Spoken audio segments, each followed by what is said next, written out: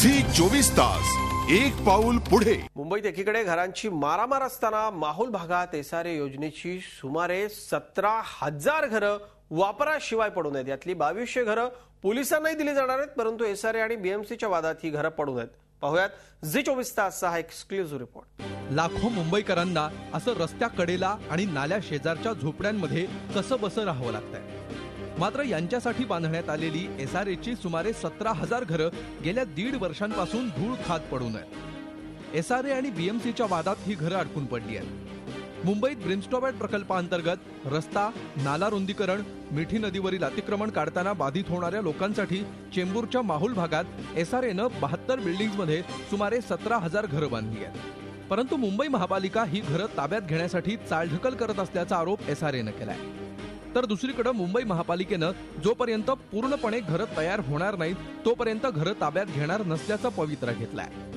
ब्रिमस्टोडच्या प्रोजेक्टसाठी त्या आणि पथक्रांती योजना याकरता ह्या पीएपी महानगरपालिका घेणार आहेत, पण महानगरपालिकेने काही गोष्टींची पूर्तता करण्यासाठी एसआरएला सांगितलेले, ती पूर्तता झाल्याशिवाय महानगरपालिका त्या सदनिका ताब्यात घेणार नाही।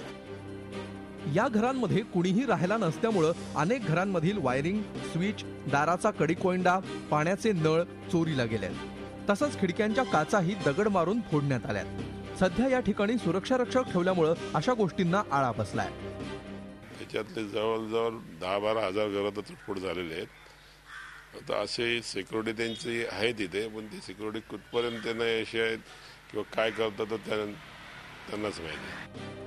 झोपडपट्टीत राहणारा प्रत्येक जण आपल्या हक्काच्या घराचं स्वप्न पाहतोय, परंतु 2 प्रशासकीय व्यवस्थांच्या वादात त्यांचं स्वप्न पूर्ण होण्यात अडचणी येत आहेत। एकमेकांवर जबाबदारी ढकलण्यापेक्षा आणि दोष देण्याऐवजी झोपडपट्टीत राहणाऱ्या कुटुंबांना ही घरे लवकरात लवकर कशी देता येतील याचा विचार बीएमसी आणि एसआरएने करण्याची गरज आहे। झी 24 ताससाठी व्हिडिओ जर्नलिस्ट प्रकाश बुवासह कृष्णात पाटील, मुंबई। झी 24 तास एक पाऊल पुढे।